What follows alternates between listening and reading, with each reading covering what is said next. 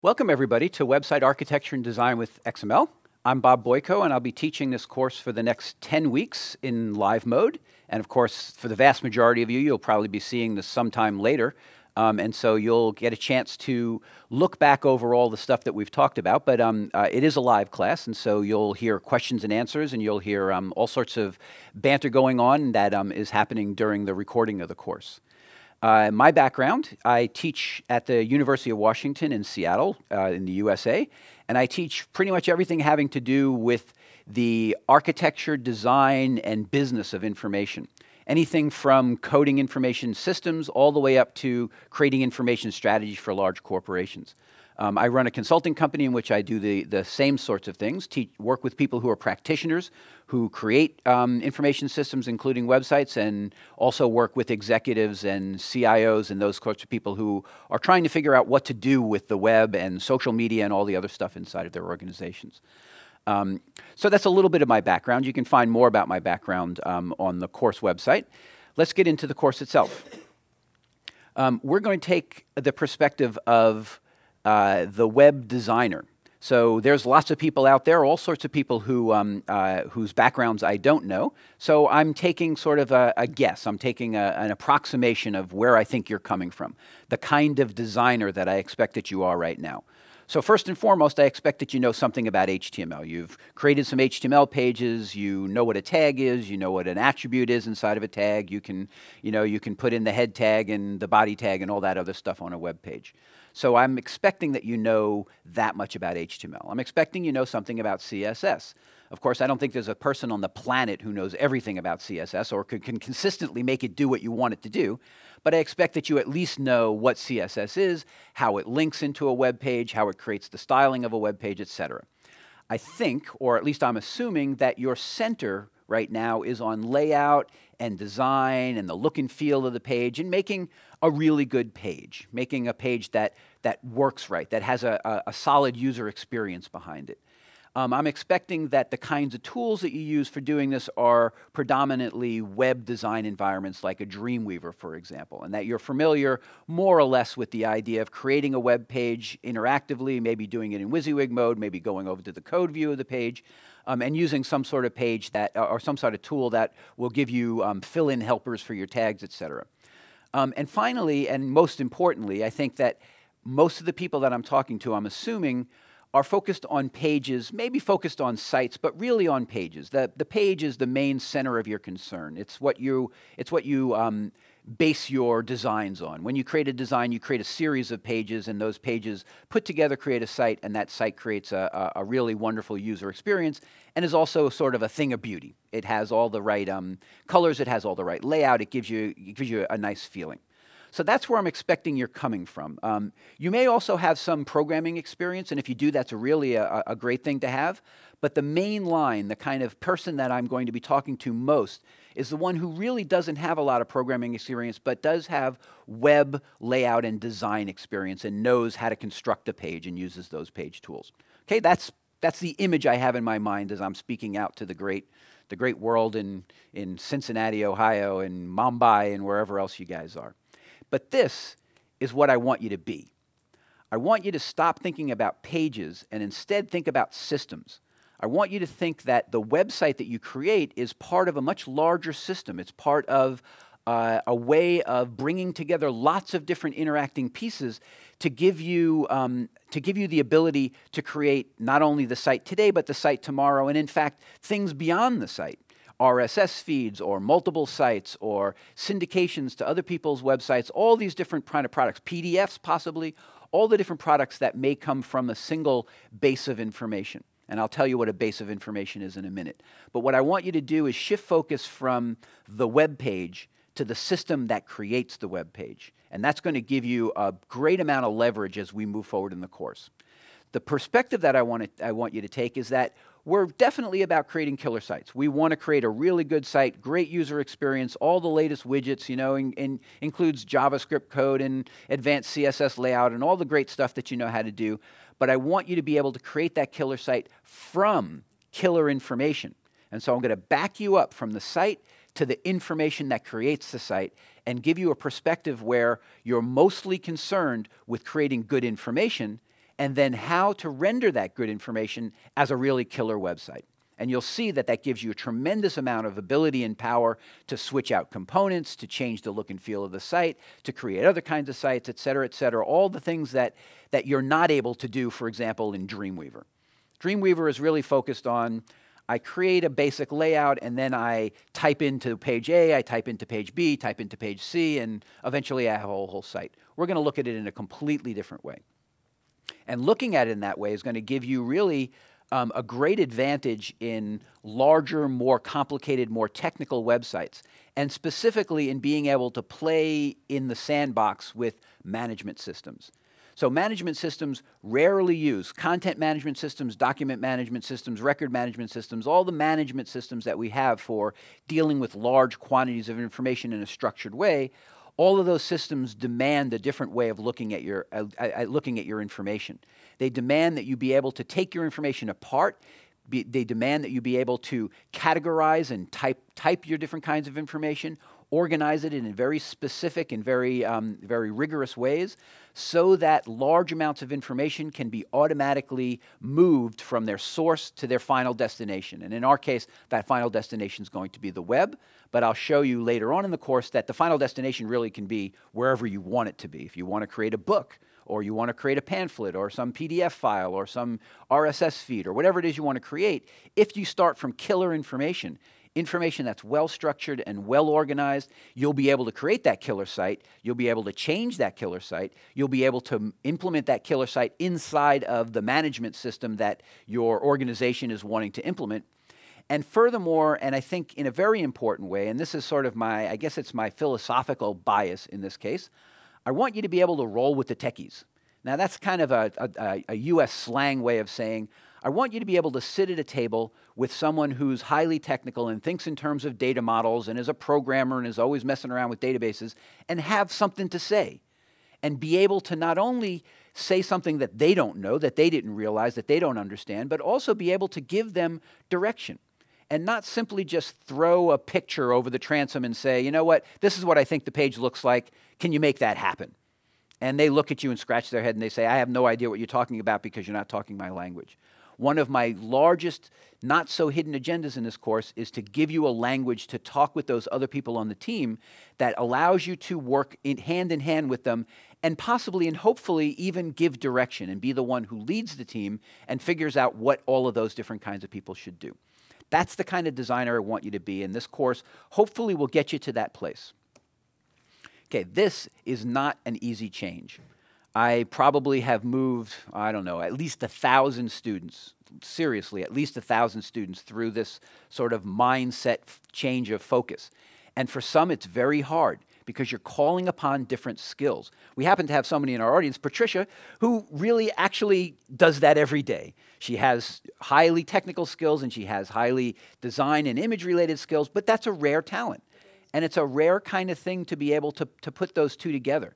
And I want to show you that the analytical skills that you already have from designing websites are what you need in order to look at information in that same analytical way. To think a little bit more abstractly, and instead of saying, I'm building a page, say, I'm building a kind of information. And that kind of information is going to land on a page, but the fact that it lands on a page is much less important to me at the moment than that I've built a really strong, really interesting, really valuable kind of information. And now I'm going to put that information on a web page. This may definitely take you out of your comfort zone. This may not be a way you've thought about it before. It's different. It's not focused on the end product. It's focused on the raw materials that can create a really good end product. And how do you move from those raw materials to the end product? So I think I may be stretching some people who have stayed inside the HTML, CSS, div sort of world. And I'm going to try to take you out and show you new applications that you can get used to using, move you out of Dreamweaver and into something that's a little bit more sophisticated and a little bit more powerful. I'm going to not shy away from showing you things that are like computer code. We're not going to be dealing with programs, but we're going to be getting awfully close, especially towards the end of the course, to things that are kind of programmer-y. And I don't expect you to really master those programmery things, but I expect you to get comfortable enough with them that they don't scare you and they don't shy away from you, and that you don't just completely glaze over when people start talking about things that are that technical. I want you to be in the fray. I want you to be in the conversation and have something to add to that. And finally, we're going to focus on the idea of logic. What logically makes sense to do? How is it logical to put this stuff together? And again, you already have those logical skills when you do site design. It's logical to put the navigation on one side and the content on another side. It's logical to organize the menu structure in a certain way. I want you to engage that logical, rational part of your brain and really tune it up, really get it muscular during this course, because that's what you're going to need in order to be successful. I feel that that's what you're going to need in order to be successful, not only in this class, but in your continuing career. So it's a hard change, but I really feel like you can do it, and I also feel like we'll take it in a series of steps that allow you to stay stretched, but not so stretched that you break or that you get confused and have nowhere to go. So what I want you to focus on first is the attitude, thinking differently about your job. Even if you don't end up being able to do your job differently, if you come out of this course and you just think about your job differently, I'll have made a lot of success with you. Focus on the ideas. There's going to be some very strong, consistent ideas in this course. The first big idea that we're going to introduce is the idea of an information type, a type of information, a kind of information. That may be a new concept to you, or maybe you've worked with those before, but I want you to get those ideas and be able to work with them and use them and say something like, what type of information are we managing in our website? I want you to be able to use these ideas and creatively use them. So you get the attitude that we're backing off of the end product and we're moving towards the source of the end product, the system that creates that end product. I want you to get the idea that information is behind any website and information has a particular organizational structure that we'll spend a lot of time on. And if you only get those two things, I'll feel really successful. But there is a lot of technology involved. And the further you get into this, the more you'll see that you have to go and learn syntax and you have to put together things that work together and you have to press a button and try to create the site and then the site doesn't work and it crashes horribly and you have to try over again, and lots of frustration, lots of little nitpicky things to learn, lots of rules to obey. But those, I think, really are they're the least valuable thing I can teach you. These first two things are of huge value to you in your career. And then the technical stuff of making something actually happen in the application and the web page render with the right menu structure, that you can spend a little bit more time on. You can take it a little bit more slowly. And if you can't do everything that we tackle in the class, this is really the beginning of that trail for you, not the end of it. And you'll continue learning this stuff, getting better and better at it. I believe that at the end of this course, you'll have all the concepts you need, you'll have all the experience, you'll be exposed to everything, but it may take you a little while to get it to the point where you're productive doing it. But it should not be a result of this class that you have the same old attitude that you had coming into the class, or that you don't have the big ideas that you can use to really advance your career. I'll be there for you. I'll help you. I've done this a lot, and I think I've got it down to the essence, the simplest step-by-step way of moving through not only the concepts, but how you get those concepts implemented inside of an XML world. I'll try to introduce hard concepts early in the course and come back to them over and over again so that you see them many times. Lots of sample code for you to look for, lots of stuff that you can steal going forward. If you buy the course, you'll have a complete, worked through, pretty nice looking website that you can use as a sample that you can build off of, all of those kinds of things. I'll do a lot of introducing concepts and showing you the concepts and then reviewing the concepts, trying my hardest to make this step by step, to make this simple and to give you as much help as I can and as much kind of foundation as I can to get you through the hard parts. I'll also give you homework. The homework obviously is optional. I won't be grading that homework, but it's a way of testing where you've been. The homework will review all the stuff that we did in a particular course and then give you one or two things to do to kind of play around with it and make it your own and start to open up your own files and mess with those files and get something actually to happen. So they flesh out what I cover, they cover the key skills, and we'll go over them at the beginning of the next class, and that'll be a really good way for you to gauge, am I getting this? It'll help you formulate questions of things that you might not have understood, and it'll also help you to get some practice and begin working with this material. So why would you do all of this? It's going to be hard. I think I'm going to really seriously try to shift your attitude. I'm going to teach you a lot of new skills, conceptual skills as well as technical skills, but I think it has a major payoff. And I could go through all of these bullet points. You could read these bullet points yourself, but what I want to give you is the idea of keeping your skills sharp and making the transition from the era where pages are handcrafted to the era where web pages are produced. They're rendered. They're created from resources. They're added to and modified without anybody ever going into a page editor and moving this picture from one place to another. It's all done automatically. Large-scale, important, big websites are all produced in an automated fashion. The concepts that I'm going to teach you in this course are the fundamental concepts to automating the creation of websites. And so it's very practical. And it's the skills that you're going to need if you are a web designer to be a web designer of note and of consequence for the next 10 years. The previous 10 years, I think, were mostly about mastering CSS and mastering tags and making a great page. The next 10 years are all going to be about not only making that great page, but making that great page automatically. And the skills that I'm going to teach you in this class are those sorts of skills. So I think this is really future-proofing you for the next 10 years of being an active participant in the web. Now, that's the practical side, but there's also the what is in it for you as a person. I want to give you another way of being creative. I'm assuming now that you're very creative in creating new layouts and incorporating the latest widgets and stuff like that. There's a whole other world of creativity that's opened up to you when you stop thinking about the end product and start thinking about the source. Start thinking about the information that creates that website. It's a whole new realm of being creative, of figuring out how to best serve your users by creating really killer information. And then once you've created that killer information, figuring out how to consistently render that killer information as a killer website. Okay, so that's what I think we're going to do. That's what I think we're going to accomplish during this class. I do believe it's going to be hard. My experience with the 1,000 people that I've tried to move through this material is it gets thick and it gets hard. New concepts, new technologies, new skills that you have to learn, but it's well worth the effort. Many, many students have come back to me and said, this stuff got me my job. You know, I was up against a bunch of web designers and they talked about, you know, cool layout and they talked about font treatment and all that kind of stuff. Well, I know all that stuff too, but I could also pick apart their website and tell them what was behind their website, and that was something no one else could do. So I believe in this material. I think it's really important to you moving forward in a career on the web, and I also think it's really important to you in understanding where you're going in your own career and how to advance yourself and have new avenues for being creative. Okay, so that's the introduction to the course. As a summary, your skills that you have now, your web skills, are a really good foundation. You'll see that a lot of what we do is built directly on the skills that you already have. But your skills are losing value. It won't be long before just knowing CSS is good enough to get you the next job. Those are skills that are really easy to learn. You got to take your skills to the next level, and that's what we're going to do.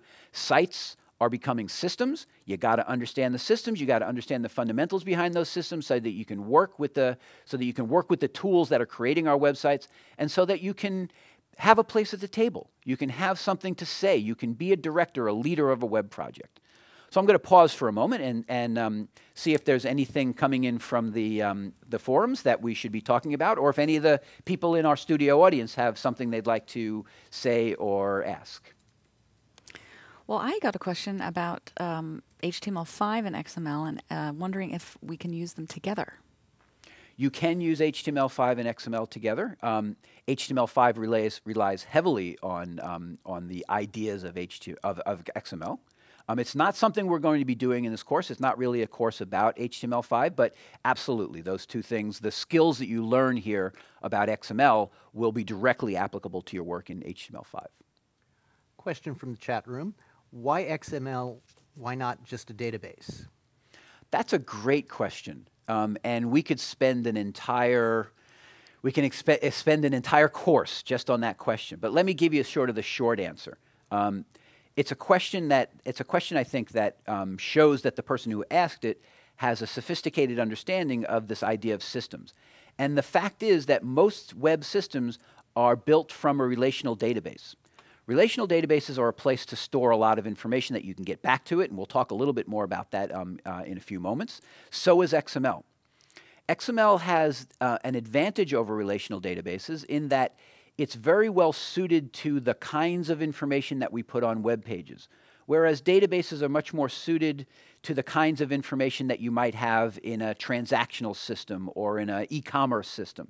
They really were built for that kind of information. And XML really was built for the kind of information, paragraphs and bullet lists and images and links and all that sort of stuff that we're very used to in HTML.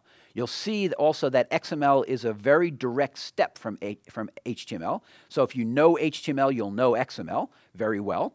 But I wouldn't want to say that, so now, anytime you're building a massive web system that has to have a lot of information behind it, you'll want to use XML, because that's not really the case. Relational databases are still the major tool that we use to build very big websites. And so as you go forward in your career, it really behooves you to start thinking about relational databases as well. So it's not an either-or thing.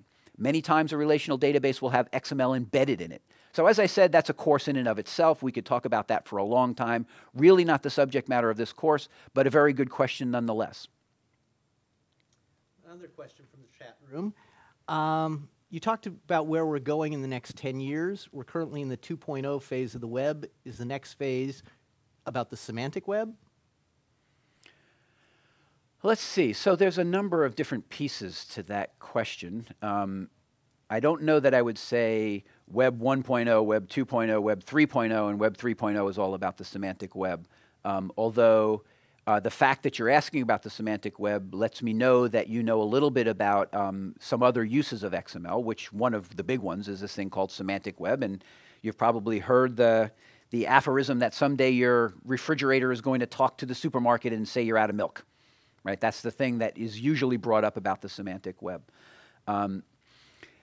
I guess what I'd like to say is that really what we're talking about most in this class is the transition from handcrafted, page-by-page designed websites to websites that are created from an underlying information structure and a set of transformations that takes that underlying structure and creates the website from it.